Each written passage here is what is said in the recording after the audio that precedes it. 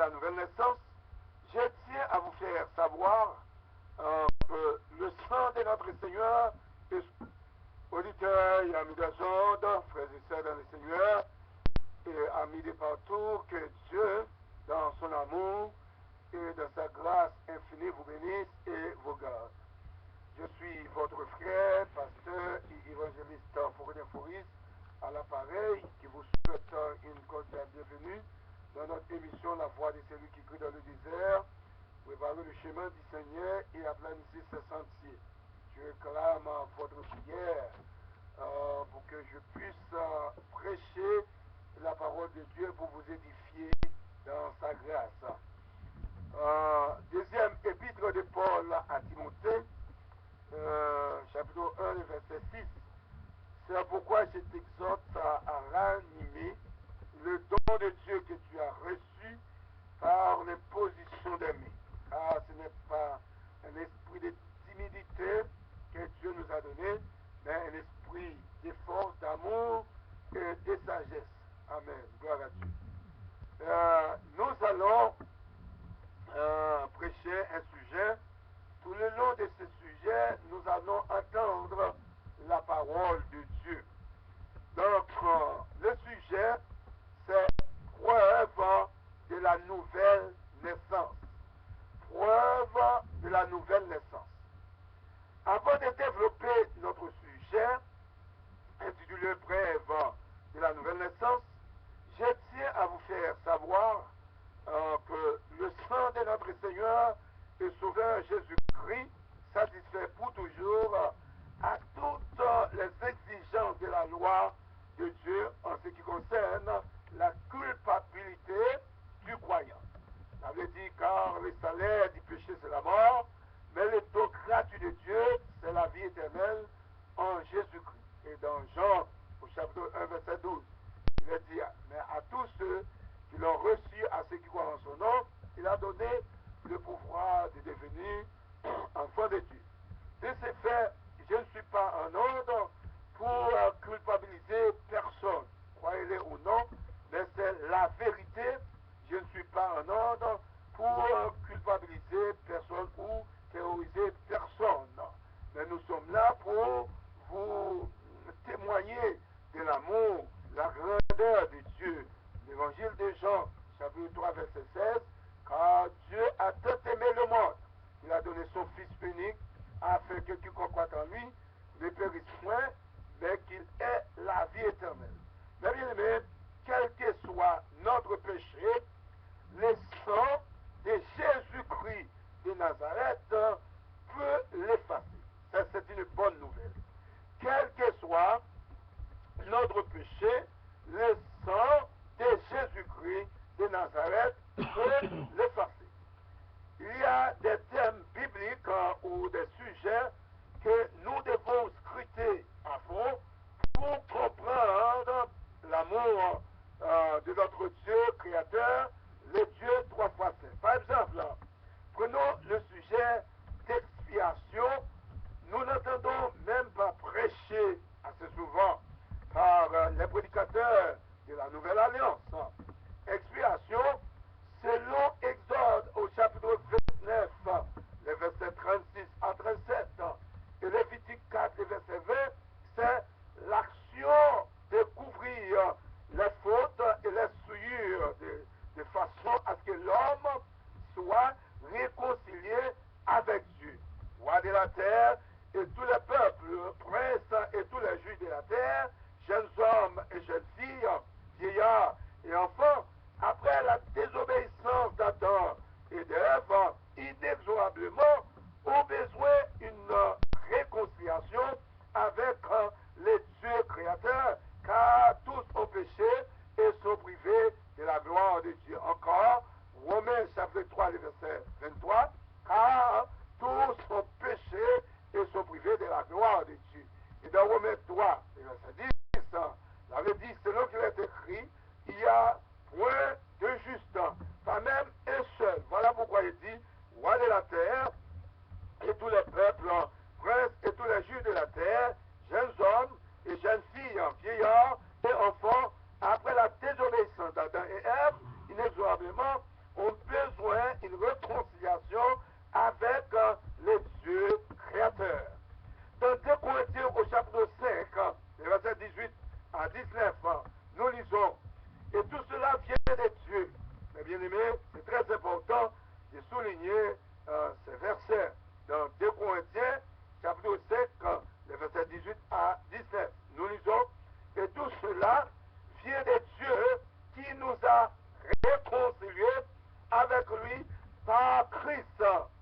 nous a donné le ministère de la réconciliation. Le verset 19, car Dieu était en Christ Jésus, réconciliant le monde avec lui-même, en n'imputant point aux hommes leurs offenses, et il a mis en nous la parole de la réconciliation. Il a mis en nous la parole de la réconciliation. Les versets 20 à 21, l'apôtre Paul a dit, nous faisons donc les fonctions d'ambassadeurs pour Christ, comme si Dieu exhortait par nous, nous vous supplions, amen, nous vous supplions au nom de Christ, soyez réconciliés avec Dieu. Nous vous supplions au nom de Christ, soyez réconciliés avec Dieu. Verset 21, c'est lui, Jésus, alléluia, qui n'a point connu le péché.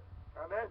Jésus n'a point connu le péché, il l'a fait devenir péché pour nous, afin que nous devenions en lui justice de Dieu.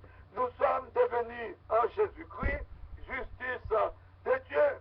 Nous vous en supplions, au nom de Christ, soyez réconciliés avec Dieu.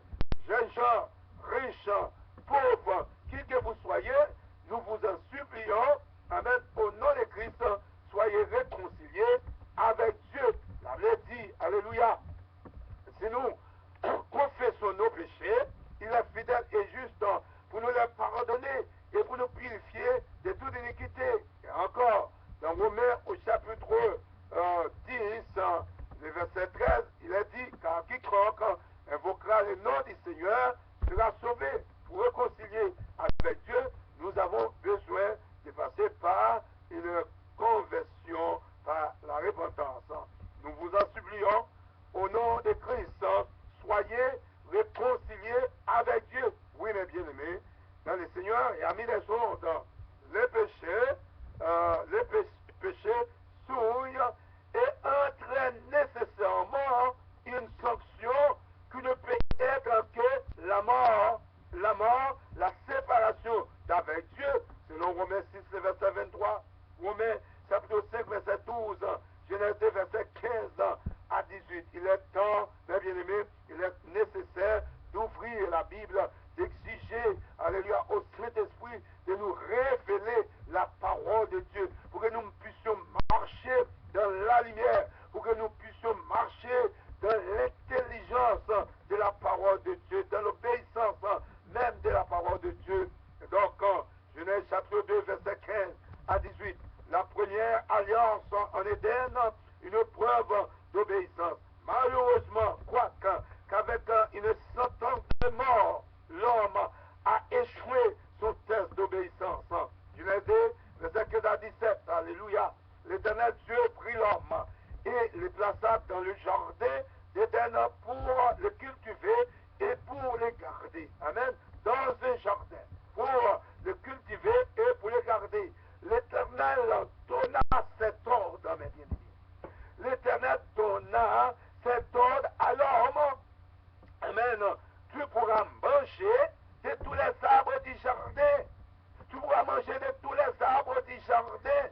Tu pourras manger de tous les arbres du jardin. Verset 17. Mais tu ne mangeras pas de l'arbre de la connaissance du bien et du mal. Car le jour où tu en mangeras, tu mourras certainement. Nous devons souligner, tu mourras certainement. On ne se moque pas de Dieu. Ce qu'on aura semé, il le moissonnera. Notre sujet est preuve de la nouvelle alliance. Nous devons faire preuve de notre nouvelle naissance, mes bien-aimés. Si quelqu'un est en Christ, il est une nouvelle créature. Les choses anciennes sont passées et voici, toutes choses sont devenues nouvelles. La nouvelle naissance, la personne née de nouveau doit vivre dans la perspective de cette nouvelle vie. Galates chapitre 2, le verset 20, l'apôtre Paul a déclaré, j'ai été crucifié avec Christ, et si je vis, ce n'est plus moi qui vis, amen, c'est Christ qui vit dans moi. Si je vis maintenant dans la chair, je vis dans la foi au fil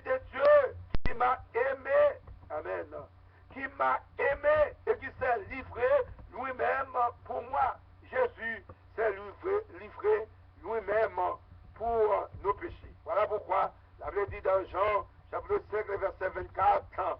En vérité, je vous le dis, celui qui écoute ma parole et qui croit, celui qui m'a envoyé à la vie éternelle, il ne vient pas un jugement, mais il est passé de la mort à la vie. Il est passé de la mort à la vie. Maintenant, allons-nous dans 1 Jean, au chapitre 5, verset 1. Nous lisons la foi, principe qui triomphe des conflits avec le monde. La foi de la personne de Jésus-Christ. La Bible dit quiconque croit que Jésus est le Christ est né de Dieu et quiconque aime celui qui l'a engendré, aime aussi celui qui est né de lui. C'est très important. Pour être sauvé, nous devons croire que Jésus est le Christ. Et c'est lui amen, gloire à Dieu, et le Christ, et c'est lui qui a expié les péchés en le prônant sur lui pour en subir le châtiment à la place de l'homme, à la place de quiconque croit en lui. Pour cela, je vais lire 1 Jean chapitre 2, verset 1 et 2, Isaïe 53, 4 à 6, de Corinthiens 5, verset 20 à 21. Ainsi, le péché est expié, c'est-à-dire couvert, et l'homme est libéré à la fois du mal et d'une juste condamnation. Je suis libéré du mal, je suis libéré d'une injuste condamnation. Les dominations, les autorités démoniaques, les points de ce monde des ténèbres, les esprits méchants dans les lieux célestes n'ont pas aucun pouvoir sur moi parce que le sang de Jésus m'a sauvé, m'a libéré.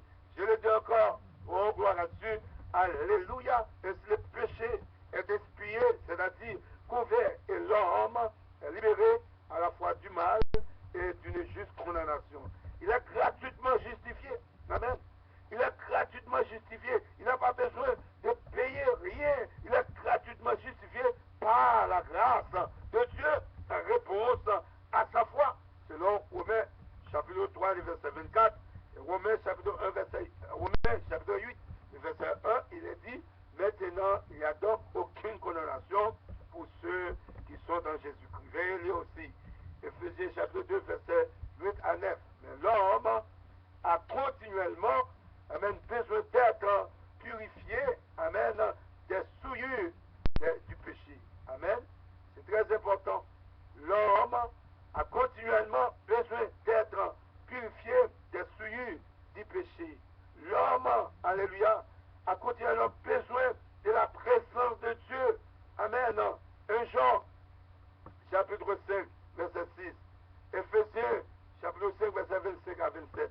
Surtout, dans Éphésiens, au chapitre 5, verset 25 à 27, n'oubliez pas, notre sujet est très important. Preuve de la nouvelle alliance. Preuve de la nouvelle alliance. Éphésiens, chapitre 5, verset 25 à 26. Il a voulu que l'Église, alors Dieu, il a voulu que l'Église se présente devant lui pleine de gloire, sans tache, ni ride, sans aucun défaut. Il a voulu qu'elle soit sainte et sans reproche. Voilà la volonté première de notre Dieu créateur pour son peuple, pour son Église. Notre sujet est preuve de la nouvelle naissance. Je ne suis pas du tout un légaliste, mais la Bible, la parole de Dieu déclare solennellement, Jésus-Christ de Nazareth n'est jamais en communion avec un croyant souillé. Que cela vous plaise ou non, Jésus-Christ n'est jamais en contact avec un croyant souillé. Amen. C'est très important. Nous voulons vous édifier. Nous voulons vous apporter la parole de Dieu, la parole qui sauve.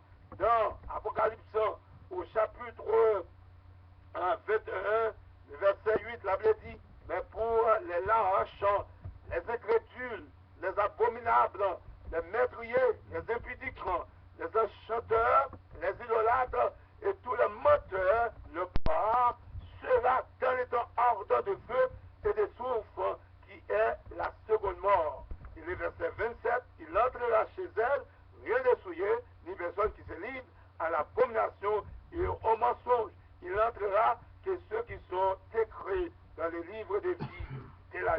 c'est-à-dire de l'agneau Jésus-Christ de Nazareth. Je le répète encore pour votre édification, pour votre bonheur spirituel.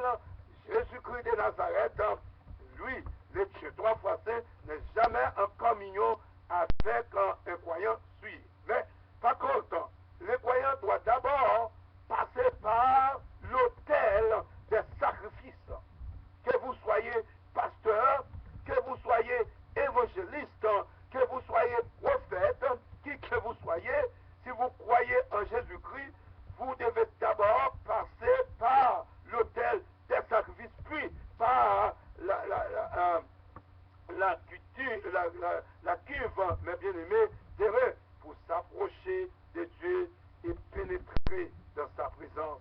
Exode, chapitre 40, versets 6 et 7, Exode 30, verset 17 à 21. Si vous avez des questions, je ne vous pas de m'appeler au code régional 514 388 15 93. Vous pouvez poser les questions que vous voulez poser. Tout à l'heure, je vous ai dit, amen, que notre Seigneur Jésus-Christ ne veut jamais être en communion avec un croyant souillé, mais il veut et peut le purifier, parce qu'il est mort à la croix. Oh oui, il est mort à la croix. Si nous confessons nos péchés, mes bien-aimés, il est fidèle et juste pour nous les pardonner et pour nous purifier de toute iniquité. Nous ne pouvons pas marcher dans notre souillure en croyant en même temps que nous avons une relation quelconque avec le Dieu trois fois saint. Par exemple, si nous prenons 1 Corinthiens chapitre 6, verset 9 à 11. Amen, gloire à Dieu. J'ai lu pour vous. Ceux qui font le mal n'auront pas de place dans le royaume de Dieu. Je répète encore. Alléluia. Ceux qui font le mal n'auront pas de place dans le royaume de Dieu. Amen. N'auront pas dans le royaume de Dieu. Vous ne savez pas. Amen. Vous ne savez pas. Attention. Comprenez ceci. Ceux qui ont une vie immorale, ceux qui adorent les faux dieux, ceux qui sont adultères, les hommes qui couchent avec des jeunes gens, amen, les voleurs, les avares, ceux qui boivent, amen, ceux qui insultent les autres, les bandits, ces gens-là n'auront pas de place dans le royaume de Dieu. Verset 11. Voilà ce que certains parmi vous étaient autrefois. Mais notre Dieu vous a lavé du péché. Notre Dieu vous a choisi pour lui. Notre Dieu vous a rendu juste au nom du Seigneur Jésus-Christ et par l'Esprit Saint. Mes bien-aimés, j'affirme une fois de plus, Jésus-Christ de Nazareth ne veut jamais être en communion avec un croyant souillé, mais veut et peut le purifier par son sang versé à la croix de Golgotha. Amen. 1 Corinthiens, chapitre 6, verset 10 à 11. Voilà, parce que Dieu nous aime. Alors, il est plus qu'important d'accepter le salut gratuit de Dieu. Tout le monde doit l'accepter. Les enfants, les adultes, et de tout âge, riches et pauvres, politiciens, notre sujet, preuve de la nouvelle naissance. L'objet de notre sujet, ou l'objectif de notre sujet, c'est de vous faire comprendre, amen, votre appartenance spirituelle. Amen. Ceux qui sont nés de nouveau doivent rester debout dans le Seigneur. Dans Romains, au chapitre 11, verset 20, cela est vrai. Elles ont été retranchées pour la cause d'incrédulité, pour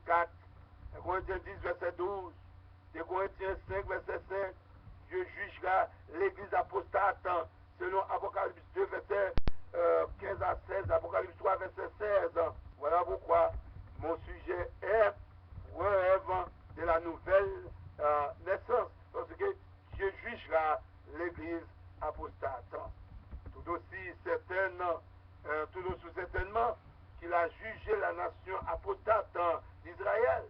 Seulement ceux qui acceptent son offre gratuite de salut expérimentent sa bonté. Romains chapitre 2, verset 4. Mais ceux qui la rejettent expérimentent quoi? Eh bien, expérimentent sa sévérité. Romains 2, verset 5. Nous sommes donc très heureux de faire partie de ceux qui expérimentent la bonté de Dieu, de ceux qui expérimentent alléluia, la nouvelle naissance. Ah, mes bien-aimés, la bonne nouvelle pour les croyants en Jésus-Christ, le Seigneur Jésus lui-même, ayant déjà tout accompli, nous nous reposons sur lui quant à notre salut et aux œuvres qu'il nous aidera à pratiquer. Nous voyons aujourd'hui la triste et l'épouvante incrédulité avec laquelle les hommes rejettent encore le message de l'évangile, le message de l'amour de Dieu, le message de la miséricorde de Dieu. La Bible dit dans Jean 3, 19, le jugement c'est que la lumière étant venue dans le monde et les hommes ont préféré les ténèbres qu'à la lumière. Parce que Satan, le diable, le menteur par excellence, cherche à nier avec acharnement le message le plus important, le plus exceptionnel de la Bible, la réconciliation avec Dieu par la repentance. Aux États-Unis, plusieurs prédicateurs qui se nomment prédicateurs de l'Évangile sont en train, amen, sont en train de prêcher un message d'inclusion. Ils disent, il n'y aura pas, d'après eux, aucune exclusion dans le royaume de Dieu. Qu'importe la vie que la personne mène, que la personne confesse le nom de Jésus, il n'y aura pas d'exclusion. Mais bien aimé, c'est faux, c'est faux, c'est faux. Comprenez-vous maintenant pourquoi j'avais dit tout à l'heure que Satan le diable, il était meurtrier, il était menteur par excellence. Jésus prêche-t-il l'inclusion et l'exclusion? Certainement oui. Notre Seigneur Jésus-Christ, le Dieu de gloire, prêche cette doctrine. Jean 3,16, car Dieu a tant aimé le monde qu'il a donné son Fils unique. Mais cela ne s'arrête pas là. Il a dit, afin que quiconque croit en lui ne périsse point, mais, alléluia, mais qu'il ait la vie éternelle. Il y a là-dedans, dans Jean 3,16, une doctrine d'exclusion. Dieu a tant aimé le monde, mais c'est lui qui croit en lui ne périsse point, mais c'est lui qui ne croit pas en lui, amen, est déjà péri. Est déjà péri. Et la Bible dit, mes bien-aimés dans le Seigneur, c'est très important que nous prêchions cette doctrine d'inclusion. Yes! Jésus prêche cette doctrine. Non seulement le Seigneur Jésus a prêché ce message, amen, ses disciples l'a prêché aussi. Par exemple, le psaume premier, des hommes, des voix, des destinées, c'est une exclusion. Amen. C'est une exclusion des hommes, des voix, des destinées. Et dans Matthieu, au chapitre 13, plutôt Matthieu 7, verset 13 à 14, Matthieu 7, 13 à 14, deux portes, la porte large et la porte étroite. Il y a aussi une exclusion. Si vous choisissez la porte large, alors vous allez en enfer. Mais si vous choisissez Jésus, la porte étroite, vous aurez la vie éternelle, vous allez en paradis, dans le paradis de Dieu. Vous savez que, mes bien-aimés, il y a deux éternités. La première éternité, c'est l'éternité bienheureuse. La deuxième éternité, c'est l'éternité malheureuse. C'est-à-dire l'homme ne peut pas mourir. Après le jugement du grand trône blanc, amen, ce soit que nous allons, amen, dans l'éternité bienheureuse ou nous allons dans l'éternité malheureuse. Malheureusement, plusieurs ne prêchent pas cette doctrine d'exclusion. Plusieurs ne prêchent pas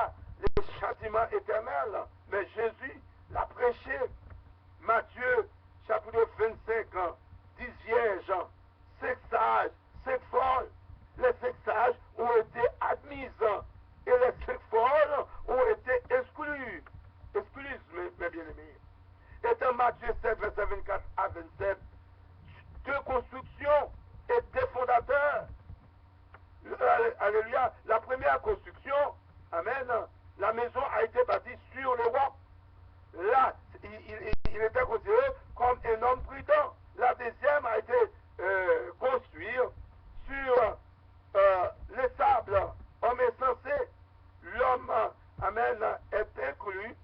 La pluie, vous voyez ici, la pluie est tombée. Les torrents sont venus.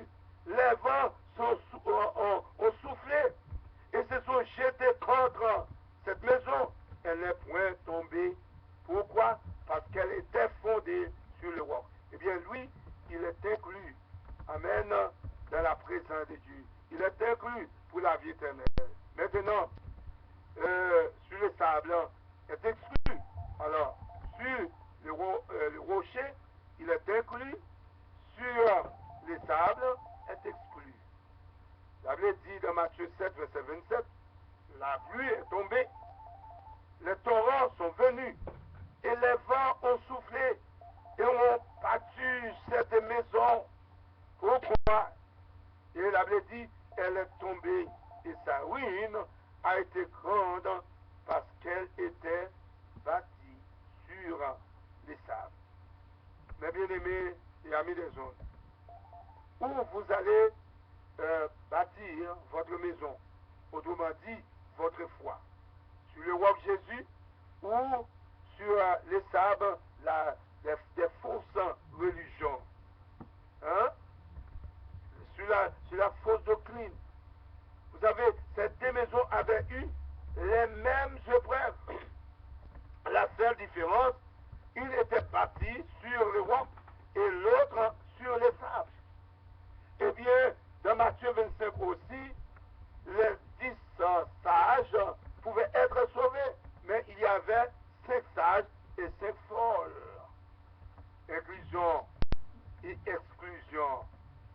1 Pierre chapitre 3 verset 12, la Bible dit, car les yeux de l'Éternel sont sur les justes, et ses oreilles sont attentives à leurs prières.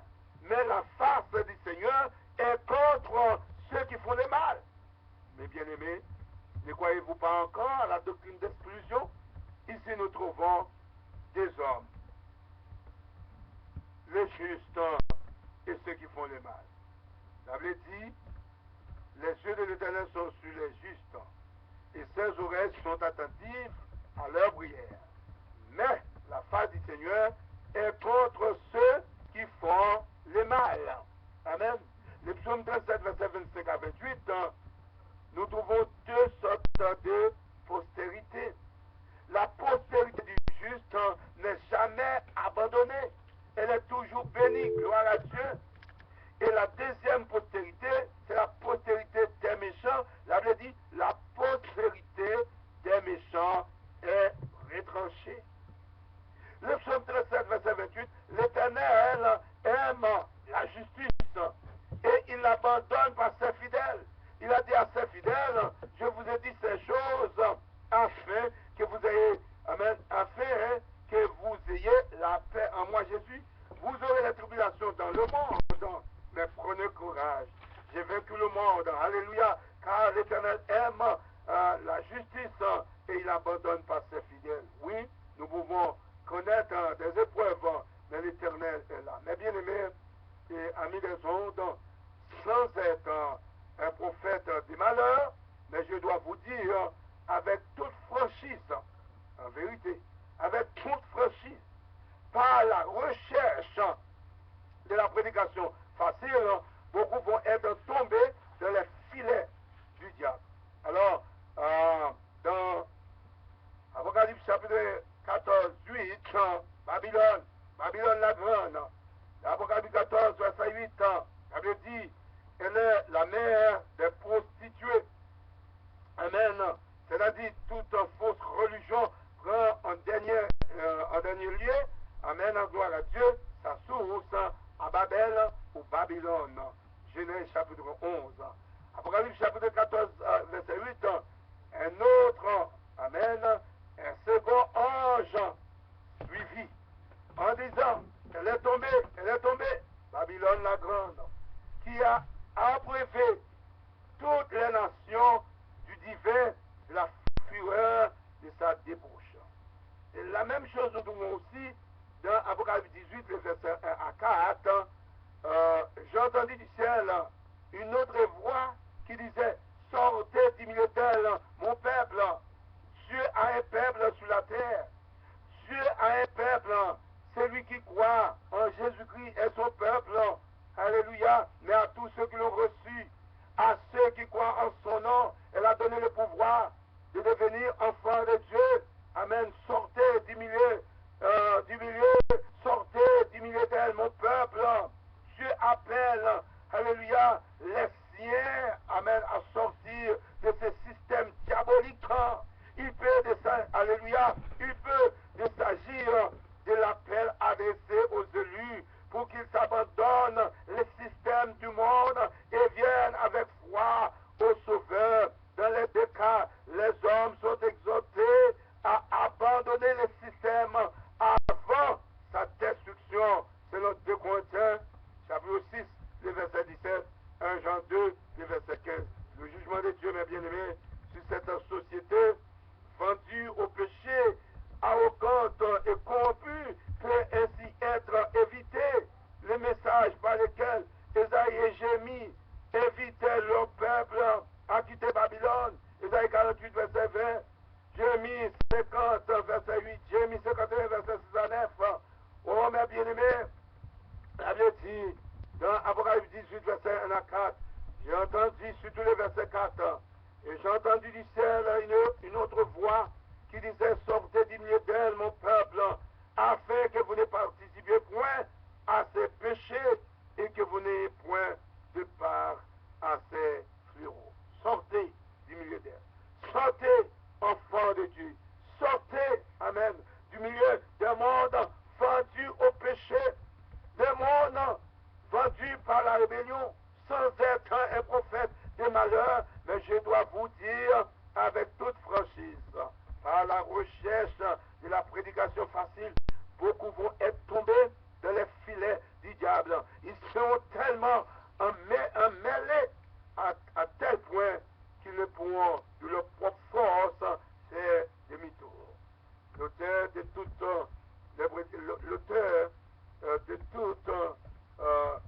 les fausses prédications n'est autre que la bête sauvage, c'est-à-dire les serpents anciens que nous trouvons dans Genèse 3, le verset 11. Le Seigneur Dieu, alléluia, chasse Adam et Ève dans les jardins. Pourquoi? À cause de la fausse doctrine. À cause de la fausse doctrine. La Bible dit, parmi les bêtes sauvages que le Seigneur Dieu avait fait, les serpents, alléluia, et les plus rusés, il demande à la femme, amen, il demande à la femme, est-ce que Dieu vous a vraiment dit, amen, vous voyez ici, est-ce que Dieu vous a vraiment dit, vous ne mangez aucun fruit du jardin? Question. La réponse de la femme. La femme répond au serpent, nous pouvons manger les fruits du jardin, verset 3, mais pour l'arbre qui est au milieu du jardin, Dieu a dit, ne mangez pas ces fruits, ne n'y touchez pas, sinon vous mourrez. Satan n'est pas satisfait. Amen. Satan n'est pas satisfait à la réponse de la femme. Il continue. Il répond à la femme, pas du tout. Amen. Pas du tout. Vous ne mourrez pas. Amen. Dieu le sait bien, le jour où vous en mangerez, vos yeux s'ouvriront. Vous serez comme des dieux. Amen. Vous pourrez savoir ce qui est bien ou ce qui est mal. Eh bien, auditeurs et amis des ondes, frères et sœurs dans le Seigneur, par cette suggestion de Satan, la femme a échoué son test d'obéissance à l'égard de son Créateur, à l'égard de son commandement. Genèse 3, le verset 6, la femme se dit, les fruits de cet arbre sont bons, ils doivent être bons, agréables, ils donnent envie d'en manger pour savoir plus des choses. Oubliez clairement que Dieu a dit, le jour où tu en mangeras, tu mourras certainement. Et puis la femme prend un fruit de cet arbre et le mange. Elle en donne à son mari qui était avec elle et il en mange aussi.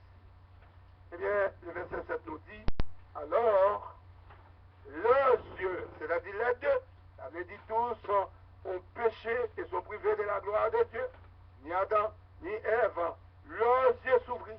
Les yeux s'ouvrent. Maintenant, ils voient qu'ils sont nus et ils attachent ensemble des feuilles d'arbres et cela leur sert d'épargne. Bref, par la recherche de la vie facile, de la puissance et du luxe, ils sont tombés dans les filets du diable et ils en sont emmêlés à tel point qu'ils ne pouvaient de leur propre force faire demi-tour. Par la grâce bienveillante du Seigneur, Genèse 3, verset 21, le Seigneur Dieu fait des vêtements, amen, le Seigneur Dieu fait des vêtements en peau d'animal pour l'homme et la femme et il les habille de cette façon. La première créature à mourir, mes bien-aimés, ne fut pas l'homme. La première créature à mourir ne fut pas l'homme, ni sa femme, mais un innocent, un animal. C'était une ombre de la réalité à venir. Dieu tuerait un jour un substitut pour racheter les pécheurs, pour acheter l'homme de leurs péchés. Exode, chapitre 12, verset 1 à 36. Les préparatifs du départ, institution de la Pâque. Le verset 5, nous lisons, ce sera un agneau, alléluia, ce sera un agneau sans défaut mâle, alléluia, âgé d'un an. Le verset 7 nous dit, on prendra de son sang, alléluia, on prendra de son sang et on en mettra sur le dépoteau et sur le linteau de la porte des maisons où on le mangera. Gloire à Dieu. Exode chapitre 12, verset 12 à 13. Cette nuit-là, je passerai devant les pays, je passerai dans les pays d'Égypte, et je frapperai, amen, tous les premiers-nés du pays d'Égypte, depuis les hommes jusqu'aux animaux, et j'exercerai des jugements, excuse-moi, contre tous les dieux d'Égypte, c'est-à-dire contre tous les faux dieux, car je suis l'Éternel. Je ne tolère pas, j'accepte pas les faux dieux. Je suis le seul Dieu créateur. Le verset 13 est très important. La Bible dit, le sang vous servira de signe sur les maisons où vous serez. Je verrai le sang et je passerai par-dessus vous et il n'y aura point de plaies qui vous détruisent quand je passerai le pays d'Égypte. Jean chapitre 1 verset 29 dit, Jésus est le Fils de Dieu. Jésus est l'agneau de Dieu. Jésus est Dieu. Jean 1 verset 29. Le jour suivant, Jean voit Jésus qui vient vers lui. Et il dit, voici l'agneau de Dieu qui enlève ou qui ôte le péché du monde. C'est-à-dire, Rafa. Et c'est très important. Dans Pierre chapitre 1, le verset 18, un éveillement continu. Vous savez que ce n'est pas par des choses périssables, par de l'argent ou de l'or que vous avez été racheté, de la vaine manière de vivre que vous aviez hérité de vos pères. Verset 19. Mais par le sang précieux de Christ, amen, comme de l'agneau sans défaut, l'agneau que nous retrouvons dans Exode chapitre 12. Nous sommes heureux aujourd'hui d'avoir Jésus de Nazareth comme notre agneau sans défaut qui a payé pour nos péchés. 1 Pierre chapitre 1 verset 18, 1 Timothée 2 verset 6. Vous savez que ce n'est pas par des choses périssables, par de l'argent ou de l'or que vous avez hérité, que vous avez été racheté. Il s'agit de racheter celui qui est esclave. En versant les sommes d'argent, maintenant de libérer quelqu'un en payant une rançon. Jésus a payé une rançon pour moi. Jésus a payé une rançon pour vous. Jésus a payé son sang. Selon la Bible, la rédemption était les termes techniques désignant l'argent versé pour acheter un prisonnier de guerre. Et Pierre, chapitre chapitre 1, 18, désigne le prix payé pour acheter la liberté de celui qui est esclave, amen, du péché, et se trouve sous la malédiction de la loi, c'est-à-dire la mort éternelle. Galates 3, le verset 13 dit, mais Christ nous a libérés à grand prix, c'est-à-dire à son sang, de la malédiction de la loi. C'est lui, Jésus, qui a été frappé de la malédiction pour nous. La Bible déclare, la malédiction frappe celui qui est pendu à un arbre. Le verset 14, alléluia, cela s'est passé aussi pour que les non-juifs reçoivent la bénédiction d'Abraham par le Christ Jésus. Alors, selon Galates 3, le verset 13, le prix payé au Dieu saint correspond au sang versé par son Fils Jésus-Christ. Relire ces textes bibliques pour votre compréhension biblique. Exode 12, verset 1 à 13. Exode chapitre 15, verset 13. Le psaume 78, le verset 35. Actes des apôtres, chapitre 20, le verset 28. Romains chapitre 3, le verset 24. Galates chapitre 4, verset 4 à 5. Éphésiens 1, verset 7. Colossiens 1, verset 14. Tite 2, verset 14. Hébreux 9, verset 11 à 17. Mes bien-aimés, oui, le prix payé au Dieu saint correspond au sang versé par son Fils Jésus-Christ. Voilà pourquoi Jésus s'affirme être la lumière du monde. Jean 8, le verset 12 à B.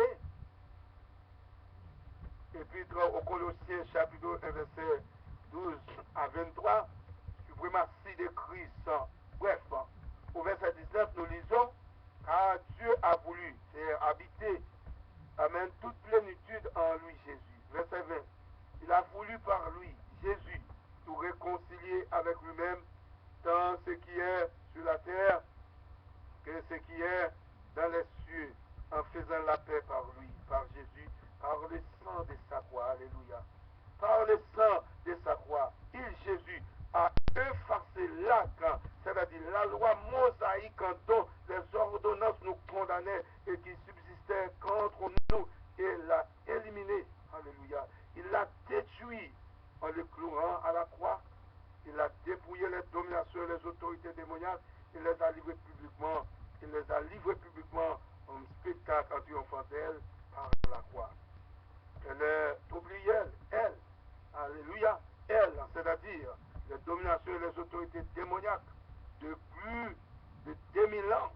Amen. Par son sang, par le sang versé de Jésus-Christ à la croix. Maintenant, selon Colossiens chapitre 1, verset 21, dit, et vous qui étiez autrefois jadis étrangers ou éloignés de Dieu et ennemis par vos pensées et par vos mauvaises œuvres, il vous a maintenant réconciliés par sa mort dans le corps de sa chair.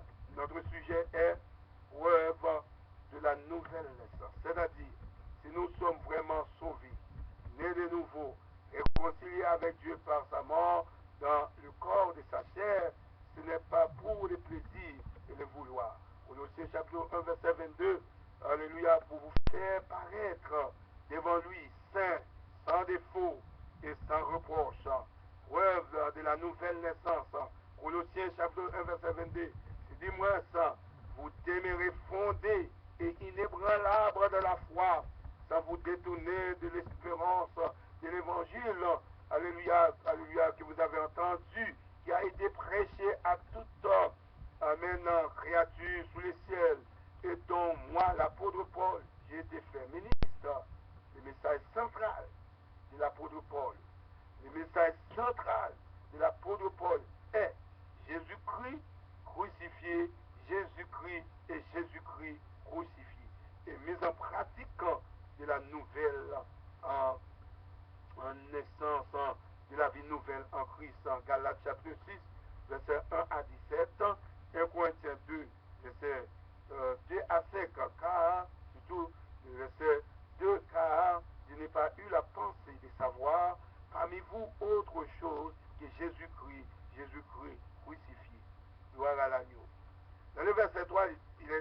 Moi-même, apôtre Paul, j'ai été auprès de vous dans un état de faiblesse, de crainte et de grand tremblement. Verset 4. Alléluia, gloire à Dieu. Oh, merci d'avance, Seigneur. Et ma parole et ma prédication ne se reposaient pas sur les discours persuasifs de la sagesse, mais sur une démonstration d'esprit et de puissance. Pourquoi? Verset 5, afin que votre foi soit fondée non sur la sagesse des hommes, mais sur la sagesse ou la puissance de Dieu. Alléluia. Laissez-moi faire une autre lecture pour vous, afin que vous soyez édifiés. Colossiens, chapitre 1, le verset 24 à 29, le combat de l'apôtre Paul. Je me réjouis maintenant dans mes souffrances pour vous, et ce qui manque aux souffrances de Christ, je l'achève en ma chair pour son corps qui est l'Église, en parlant de ses persécutions, en parlant de ses outrages, en parlant de tout ce qu'il a vécu, alléluia, à cause des hommes méchants, à cause des hommes pervers qui n'ont pas voulu entendre parler de la parole de Dieu. L'apôtre Paul a dit dans 2 Corinthiens 4, le verset 6 à 8, gardez la foi jusqu'au bout, car pour moi, je sers déjà de libation et le moment de mon départ approche. J'ai combattu le bon combat, j'ai achevé la course, j'ai gardé la foi. Désormais, la couronne de justice m'est réservée. Le Seigneur, le juste juge, me la donnera dans ce jour-là, non seulement à moi, mais encore à tous ceux qui auront aimé son avènement. Alors, Colossiens, chapitre 1, verset 25, je me réjouis maintenant dans mes souffrances pour vous, et ce qui me manque aux souffrances de Christ, je l'achève en ma chair pour son corps qui est l'Église. Le verset 24, maintenant le verset 25.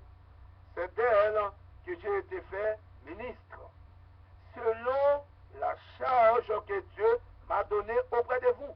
Voyez mes bien-aimés, avez-vous un appel de Dieu pour prêcher la parole de Dieu? La parole de Dieu, amen, être prédicateur, être évangéliste, nous ne pouvons pas nous déclarer comme prédicateur et évangéliste. C'est Dieu qui peut déclarer quelqu'un prophète, évangéliste, pasteur. Il a dit, c'est d'elle que j'ai été fait ministre selon la charge que Dieu m'a donnée auprès de vous, afin que j'annonce pleinement la parole de Dieu, tout comme, alléluia, l'évangéliste Philippe qui à Samarie, ou dans une ville de Samarie, il prêcha le Christ. Alors, nous devons prêcher pleinement le Christ. Lorsque Philippe a été à Samarie, il prêcha dans une ville de Samarie le Christ. Résultat, des esprits impurs sortirent de plusieurs démoniaques en poussant de grands cris. Et beaucoup de paralytiques et de boiteux furent guéris. Et il y eut une grande joie dans la ville. Pourquoi? Eh bien, Actes des Apôtres, chapitre 8, verset 5 à 25, Philippe, il prêcha, amen, il prêcha le Christ. Alléluia. Il avait annoncé pleinement la parole de Dieu. Il avait pleinement annoncé la parole de Dieu. Amen. Mes bien-aimés, aujourd'hui, les dangers que courent, amen, les dangers que courent les prédicateurs de l'évangile, c'est de ne pas annoncer pleinement la parole de Dieu.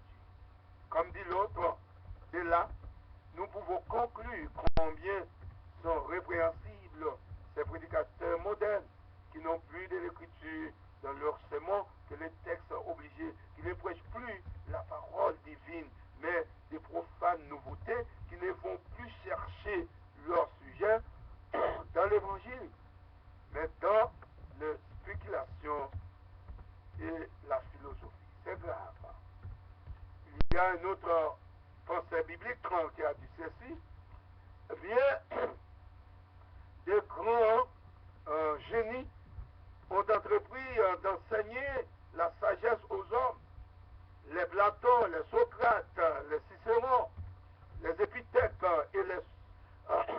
Sénèque en ont donné d'admirables leçons, mais ils n'ont pas gagné à la vertu une seule ville, une seule bourgade, parce que la prédication évangélique seule a le sublime pouvoir de renier les populations, de leur arracher au vice et les former à la vertu.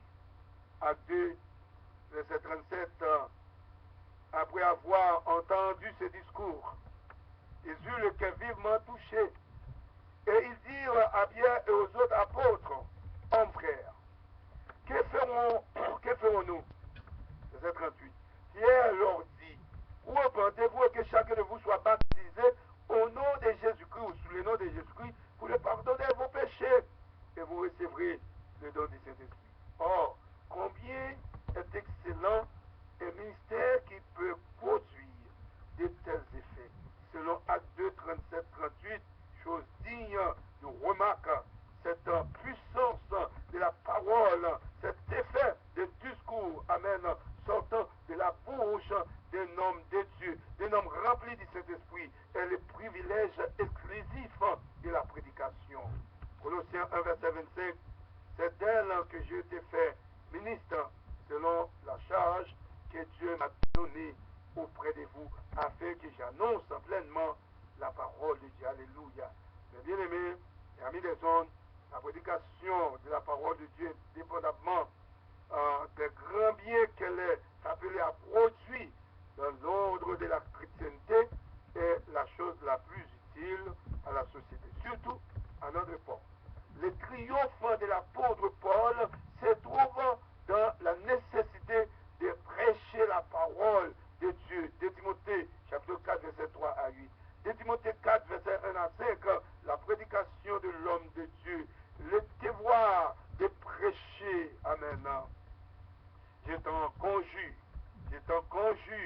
devant Dieu et devant Jésus-Christ, qui doit juger les vivants et les morts, et au nom de son avènement et de son royaume, prêche. Amen. Prêche la parole.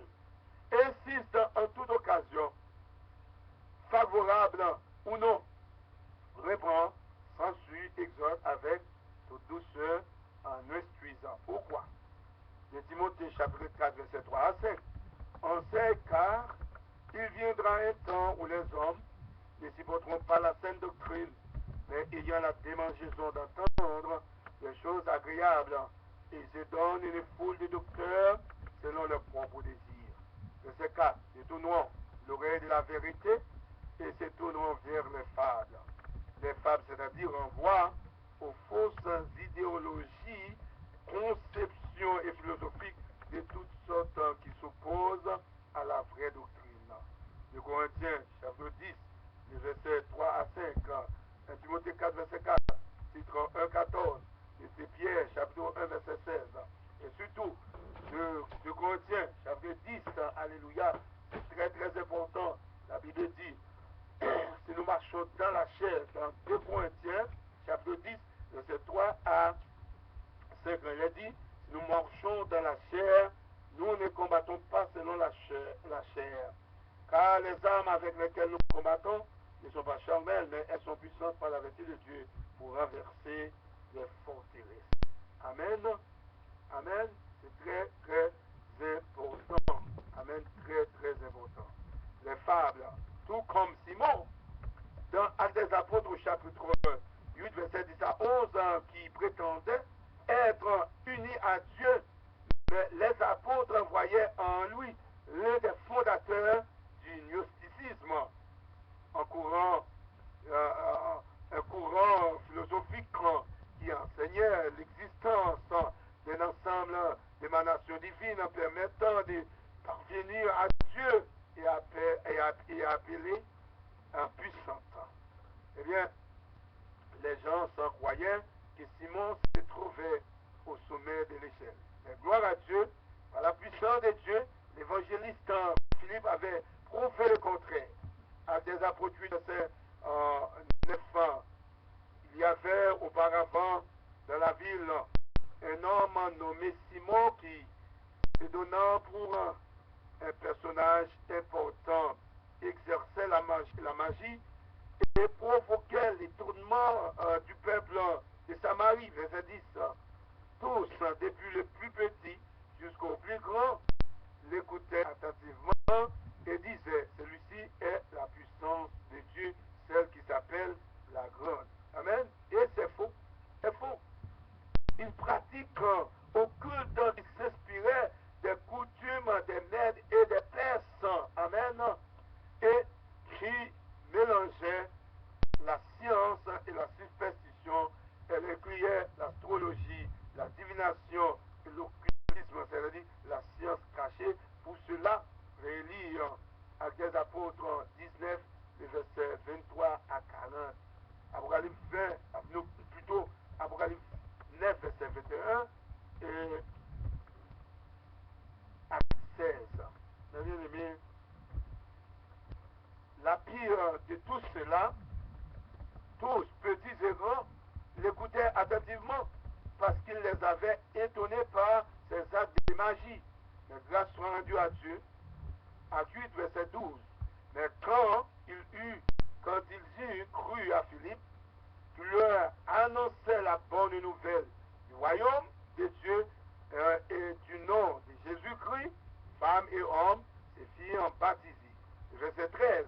Alléluia.